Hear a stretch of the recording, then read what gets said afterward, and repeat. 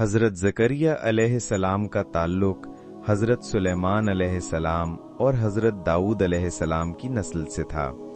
ان کا تعلق انبیاء بنی اسرائیل کے اس پاکیزہ سلسلے سے تھا جسے اللہ نے اپنی ہدایت اور نبوت کے لیے چنا۔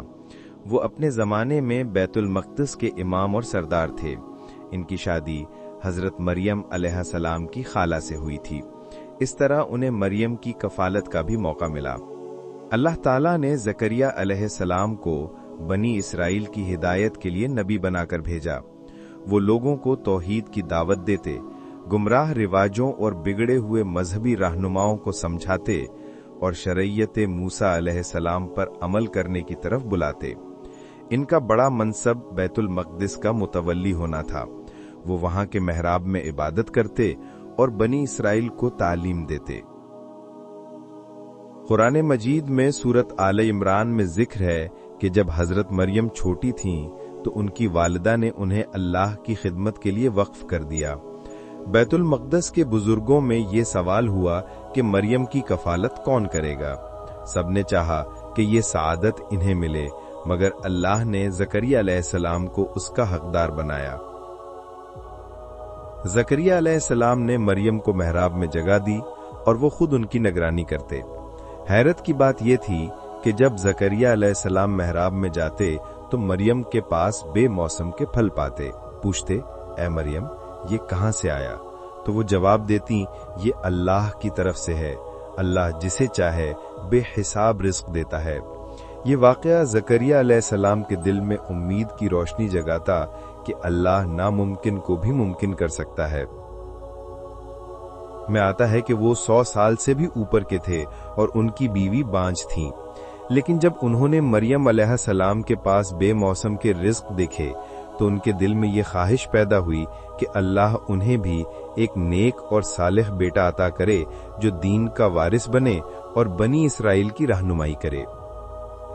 وہ محراب میں دعا کرتے، اے میرے رب، مجھے اپنی طرف سے ایک نیک اولاد عطا فرما، بے شک تو دعا سننے والا ہے۔ اللہ نے فوراً ان کی دعا قبول کی اور فرشتوں کے ذریعے خوشخبری دی، اے زکریا، ہم تجھے یحییٰ کی خوشخبری دیتے ہیں جو اللہ کے کلمہ کی تصدیق کرنے والے سردار، پاک باز اور نبی ہوں گے۔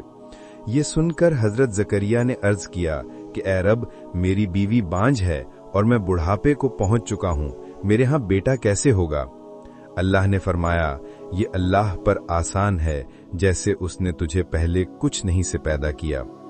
اللہ نے ان کی دعا کی علامت یہ رکھی کہ وہ 3 دن تک بغیر بولے صرف اشاروں سے بات کریں گے۔ پھر اللہ نے انہیں بیٹا عطا کیا جو حضرت یحییٰ علیہ السلام تھے۔ وہ بڑے نیک، پاکیزہ، علم و حکمت سے بھرپور اور نبی تھے۔ حضرت یحییٰ نے بنی اسرائیل کی اصلاح میں اہم کردار ادا کیا۔ حضرت زکریا علیہ السلام نے اپنی زندگی اللہ کی عبادت، دعوت اور اپنی قوم کی رہنمائی میں گزاری، لیکن بنی اسرائیل کے ظالم اور دنیا پرست سردار ان سے ناراض رہتے تھے کیونکہ وہ ان کی گمراہی کو بے نقاب کرتے تھے۔ روایات میں ہے کہ باصر لوگوں نے بادشاہ کو بہکا کر زکریا کے خلاف بھڑکایا۔ مقصد یہ تھا کہ نصیحت کی یہ آواز ہمیشہ کے لیے خاموش کر دی جائے۔ چنانچہ آپ کی گرفتاری اور قتل کا منصوبہ بنا۔ جب اہل زر و زور آپ کی طرف بڑھے تو زکریا نے شہر سے نکل کر اللہ کی طرف رجوع کیا اور ایک ویران گوشے کی طرف چلے گئے۔ روایت میں آتا ہے کہ راستے میں ایک بڑا درخت ملا۔ اللہ کے حکم سے درخت کا تنا یعنی تنے کے اندرونی حصے شق ہوا اور آپ اس کے اندر داخل ہو گئے۔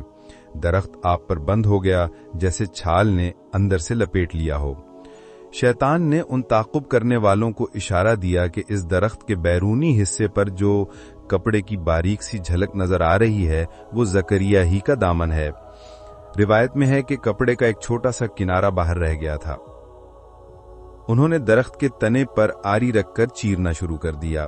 روایات بیان کرتی ہیں کہ زکریا علیہ السلام ذکر الہی میں محو تھے۔ آپ نے صبر کیا اور معاملہ اللہ کے سپرد کر دیا۔ آری درخت پر چل رہی تھی اور آپ اسی کے اندر تھے۔ بالآخر اسی حالت میں آپ شہید کر دیے گئے۔ بعض روایات کہتی ہیں کہ یہ سانحہ حضرت یحییٰ علیہ السلام کی شہادت سے پہلے پیش آیا، اور بعض کے نزدیک بعد میں۔ مورخین نے دونوں اقوال نقل کیے ہیں، قطعی ترتیب معلوم نہیں۔